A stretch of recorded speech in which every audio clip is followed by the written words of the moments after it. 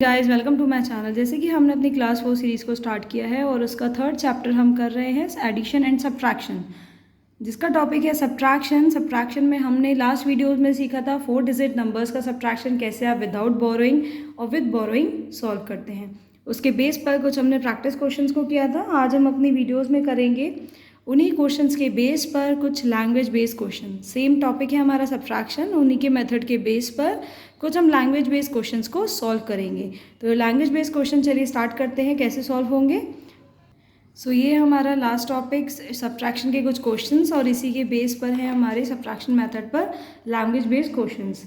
आपको मैं बता दूं कि लैंग्वेज बेस्ड क्वेश्चंस को सॉल्व करने के लिए आपको केवल 3 स्टेप फॉलो करने पड़ते हैं। फर्स्ट स्टेप जो आपको गिवन है आप फर्स्ट ऑफ ऑल वो लिखिए, देन जो आपको फाइंड करना है आप वो लिखिए, देन फाइनल आंसर आप यहाँ पर मेंशन करिए। तो इस तरीके से केवल 3 स्टेप में ही आपके सारे क्वेश्चन सॉल्व हो जाते हैं। हमने एडिशन के बेस पर भी कुछ प्रैक्टिस क्वेश्चंस को शेयर किया था, आप उसकी वीडियो डिस्क्रिप्शन बॉक्स में लिंक मेंशन है, आप वहाँ पर जाकर देख सकते हैं। चलिए स्टार्ट करते हैं आज हम सब्ट्रैक्शन बेस पर language based questions. So question 1 is a machine that drills for oil has drilled up to 1732 metres. How much further it go to reach a depth of 3421 metres. So यहाँ पर क्या दिया है कि एक machine है जिसको ऑयल नीचे से डेप्थ से निकालने के लिए हाइट कितनी चाहिए, 3421 तक उसको डेप्थ चाहिए, बट मशीन अभी ड्रिल कर रही है केवल 1732 मीटर्स तक। तो आपको एक्स्ट्रा और कितना ड्रिल करना है कि आप इतनी अपनी जो डेप्थ है फाइनल डेप्थ यहाँ तक पहुँच जाएंगे।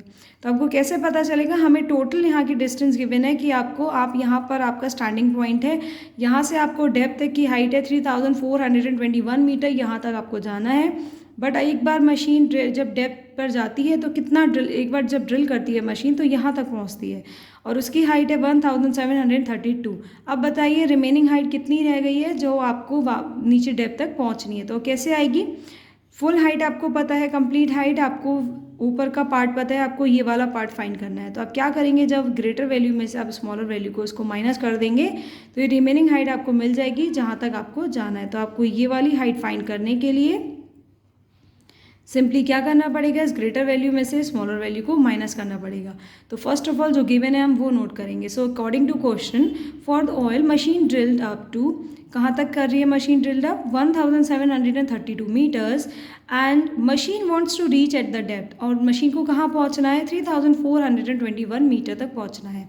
तो आपको रिक्वायर्ड हाइट कितनी है कि आपको वापस कितनी और हाइट तक और डेप्थ ड्रिल करनी है और अब मशीन अपने फाइनल डेप्थ पर पहुंच जाएगी। सो द रिक्वायर्ड हाइट कैसे आएगी आपको फाइंड करनी होगी। तो आप फर्स्ट ऑफ ऑल इस तरीके से नंबर्स को लिख सकते हैं। आप अगर ऐसे नहीं लिखना चाहेंगे तो आप डायरेक्टली इस तरीके से भी नंबर को लिख सकते हैं। तो जब आप इस तरीके से नंबर्स को लिखेंगे तो साथ में आप उसकी यूनिट को ज़रूर लिखेंगे, क्योंकि यूनिट जैसे हमारा नाम होता है फिर हमारा सरनेम आता है, तो बिना सरनेम के नाम अधूरा रहता है, वैसे ही मैथ्स में नंबर की अगर यूनिट गिवन है तो बिना यूनिट के वो नंबर अधूरा है।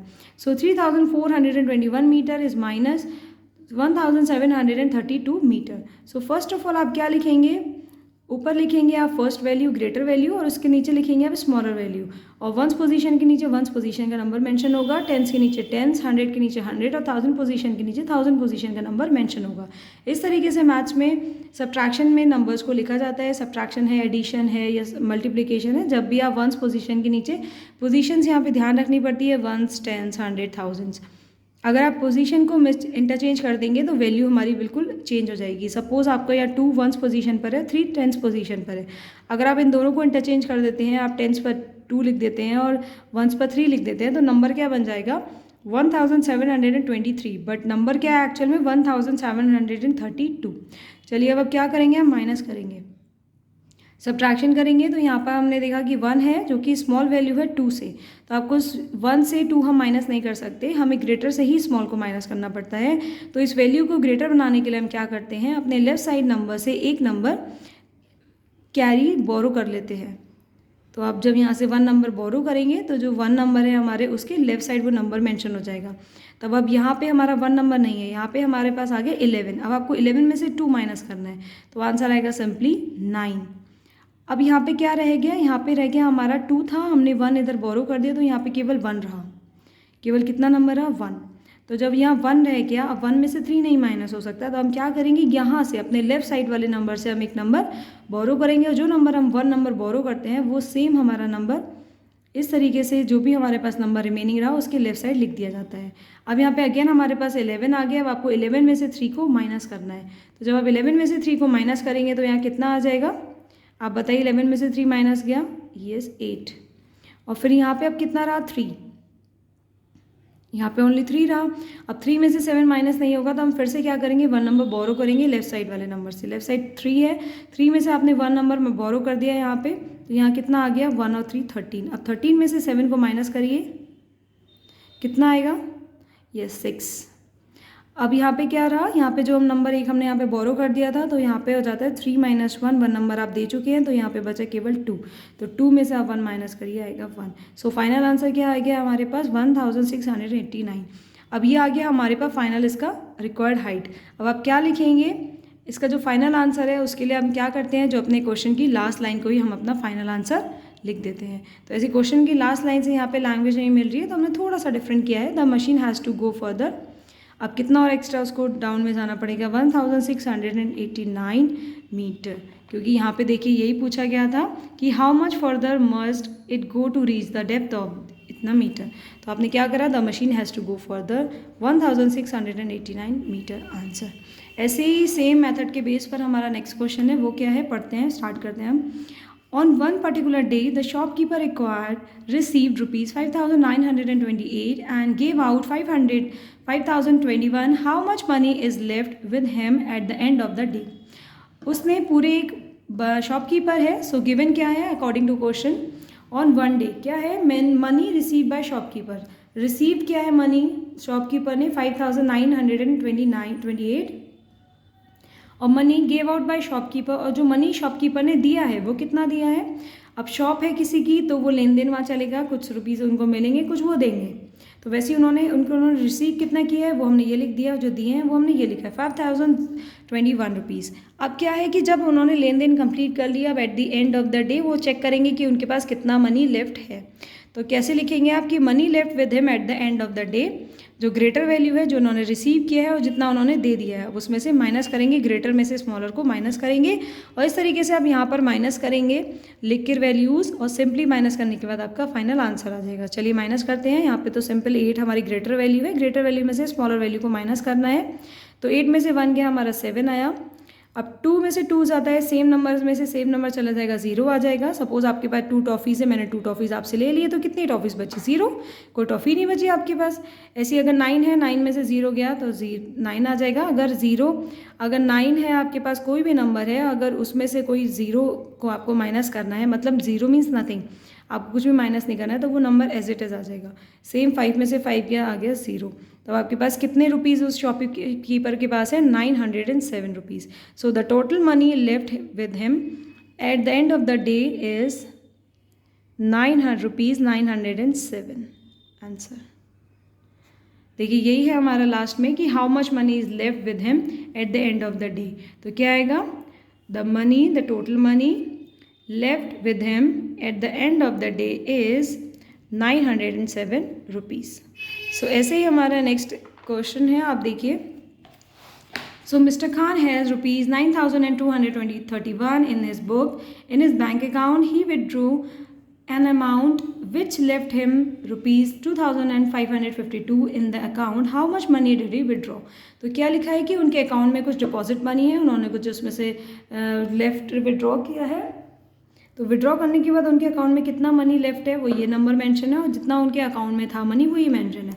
अब आपको विड्रॉ अकाउंट फाइंड करना है। तो विड्रॉ अकाउंट कैसे फाइंड होगा, जितना उनके पास मनी है और उसमें से जितना उनके पास रहा है, उन दोनों का सब्ट्रैक्शन आपका विड्रॉ अमाउंट बताएगा।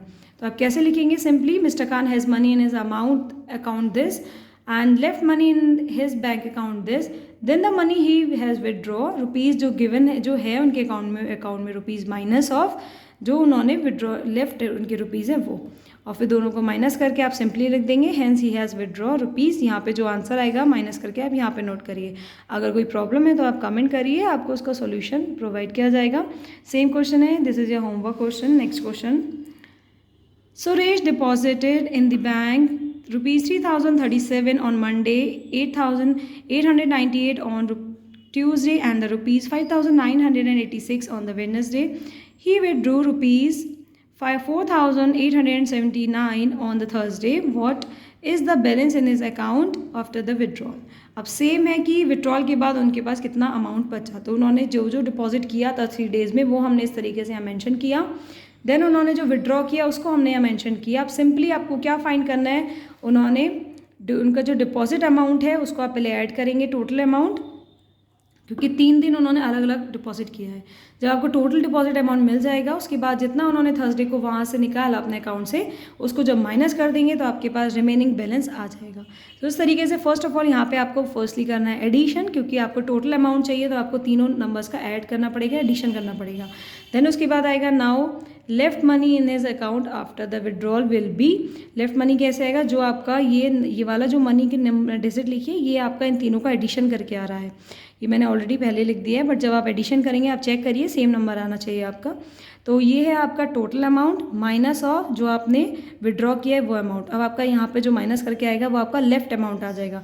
So the balance in this account after the withdraw will be rupees, और आप इस तरीके से यहाँ पे मेंशन कर देंगे। So this is also your homework, आप इसको भी सॉल्व करिए। अगर कोई क्वेरी है इस क्वेश्चन में, कोई इशू है तो आप कमेंट करिएगा।